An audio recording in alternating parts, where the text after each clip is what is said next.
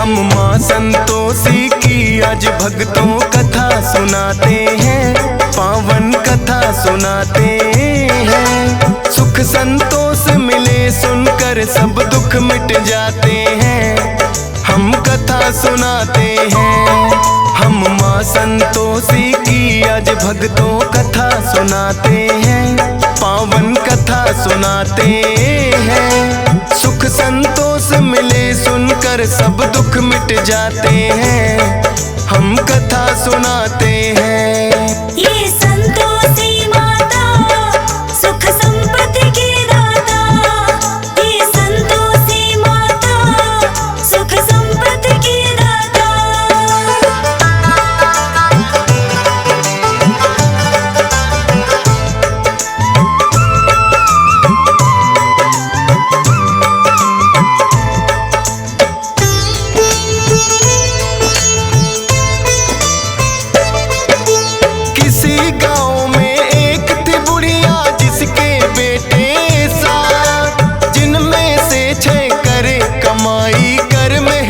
दिन रात लेकिन छोटा पुत्र कुछ भी ना करता था काम, हरदम घर में पड़ा रहे दिन रात करे आराम। लेकिन माता ठीक समय पर देती सबको खाना, करती है माँ प्यार मुझे ये था उसने माना। छोटी बहू ने एक दिन अनजाने में देख लिया, बची कुची जूठन भाइयों की उसको खिला दिया। सोचा पति मेरे इन सब की जूठन खाते हैं, पावन कथा सुनाते हैं। सुख संतोष मिले सुनकर सब दुख मिट जाते हैं, हम कथा सुनाते हैं। ये संतोषी माता सुख संपत्ति की दाता, ये संतोषी माता सुख संपत्ति की दाता।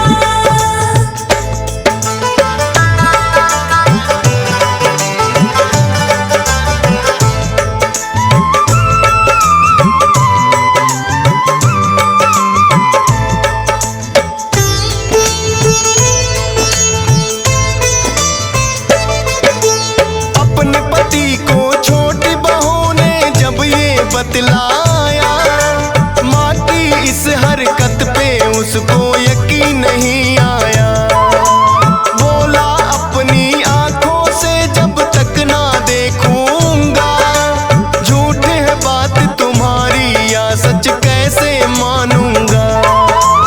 पतली चादर ओढ़ के फिर वो गया था घर में ले, माता क्या करती है वो चुपचाप रहा था दे।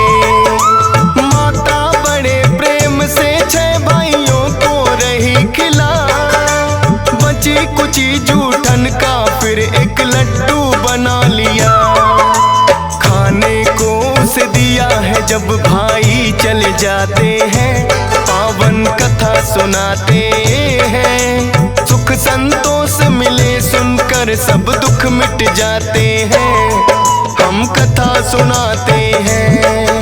ये संतोषी माता सुख संपत्ति की दाता, ये संतोषी माता सुख संपत्ति की दाता।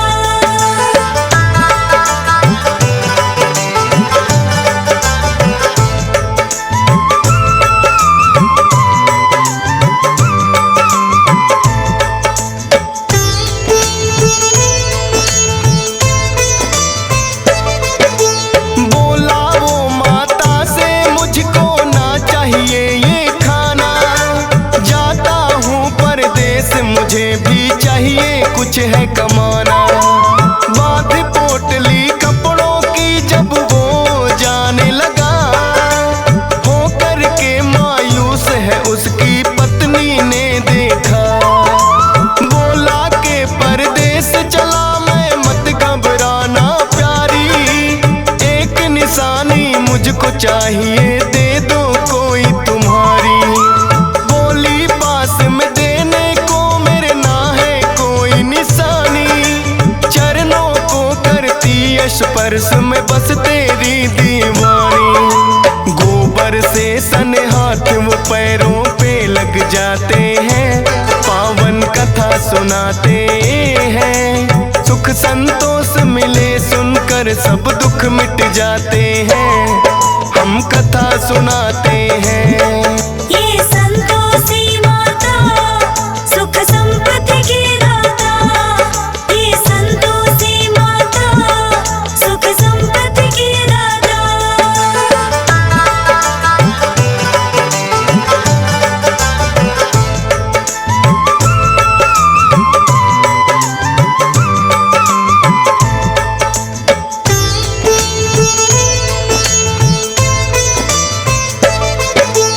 करने लगा नौकरी जाकर साहूकार के पास, लेकिन घर में पत्नी उसकी रहने लगी उदास, क्योंकि उसकी सास के उस पे बढ़ गए अत्याचार।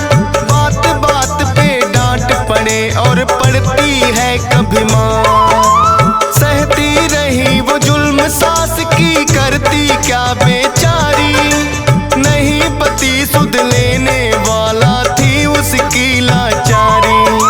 रोज लकड़ियां लेने को जंगल में जाती थी, भूसे की रोटी लेकिन उसे सास खिलाती थी।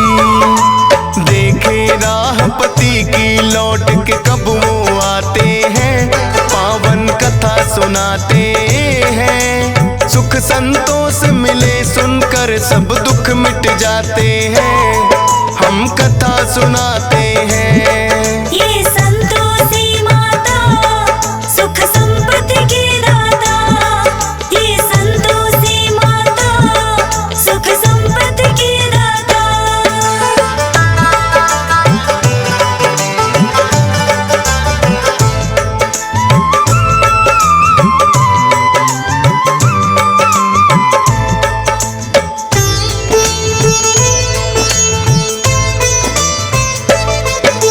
रोज की तरह चली वो एक दिन फिर से लकड़ियां लाने, देखा कुछ औरतें लगी हैं भजन मात के गाने। डरती डरती एक औरत से वो तो लगी है पूछने, बोली माता संतोषी को हम आए हैं पूजने। माता संतोषी के किए हैं 16 शुक्रवार, करना है उद्यापन व्रत का हमको तो इस बार। 16 शुक्रवार व्रत जो माता के करती, मनोकामना हो पूर्ण माँ झोली है भरती।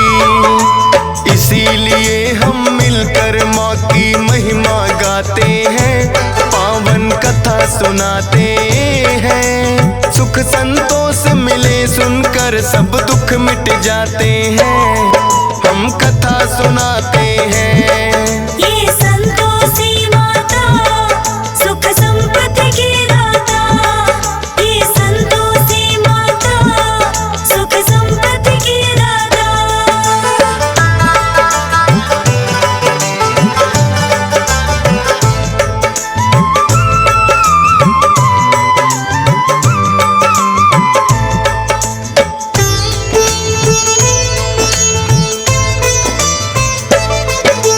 सुनकर उसकी बातें उसने मन में प्रण लिया, 16 शुक्रवार करूंगी मैं भी तेरी माँ। लौटी जब घर में वापिस उसे मिली है खुशखबरी, पति की आई थी चिट्ठी जो बड़े चाव से पढ़ी। पति का भेजा धन भी संग में चिट्ठी के आया, माता संतोषी की उस पे हो गई थी छाया। जाकर माता के मंदिर वो करने लगी विनती, लौटा दो माँ सुहाग मेरा ना चाहत दौलत की। उसके पति फिर अपने सेठ से छुट्टी चाहते हैं, पावन कथा सुनाते हैं। सुख संतोष मिले सुनकर सब दुख मिट जाते हैं, हम कथा सुनाते हैं। ये संतोषी माता सुख संपत्ति की दाता, ये संतोषी माता सुख संपत्ति की दाता।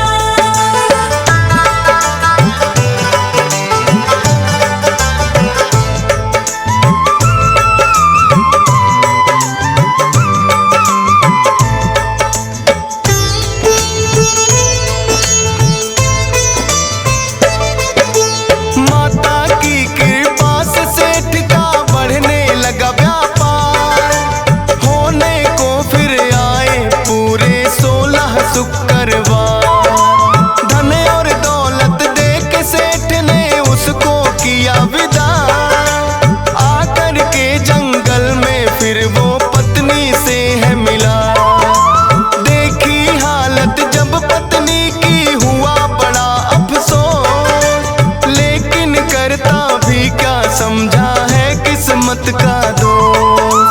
अगले दिन ही पड़ता था 16वां शुक्रवार, व्रत का करने उद्यापन वो दोनों हुए तैयार। धूमधाम से व्रत उद्यापन वो करवाते हैं, पावन कथा सुनाते हैं। सुख संतोष मिले सुनकर सब दुख मिट जाते हैं, हम कथा सुनाते हैं। ये संतोषी माता सुख संपत्ति की दाता, ये संतोषी माता सुख संपत्ति की दाता।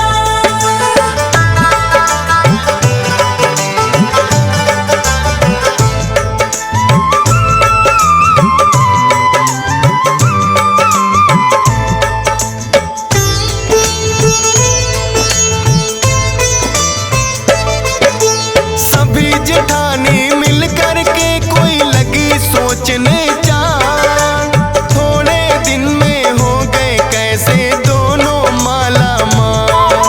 व्रत उद्यापन इन दोनों का पड़े भंग करवाना, बेटे को वो बोली दक्षिणा लेके खटाई खाना। जलन भावना से है उन्होंने कर दी चतुराई, माता के भंडारे में भी मिला दी सबने खटाई। माता संतोषी ने फिर तो ऐसा कोप किया, हाथ पैर उनके हुए टेढ़े मार गया लकवा। दोनों माता संतोषी से माफी चाहते हैं, पावन कथा सुनाते हैं। सुख संतोष मिले सुनकर सब दुख मिट जाते हैं, हम कथा सुनाते हैं। ये संतोषी माता सुख संपत्ति की दाता, ये संतोषी माता सुख संपत्ति की दाता।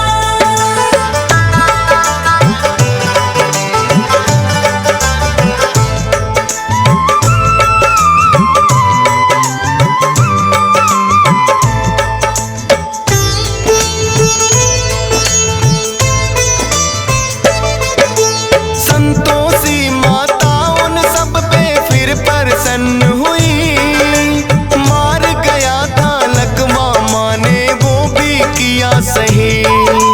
व्रत उद्यापन बड़े चाव से मिलकर सबने किया, सारे ही परिवार पे हो गई माँ की फिर से दया।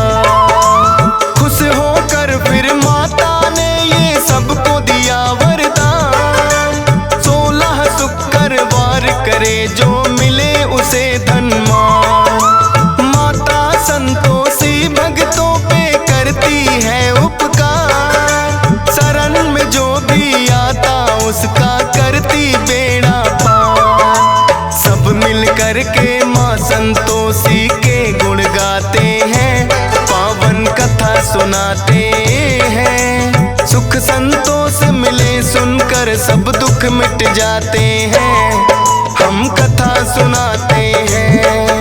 ये संतोषी माता सुख संपत्ति की दाता, ये संतोषी माता सुख संपत्ति की दाता।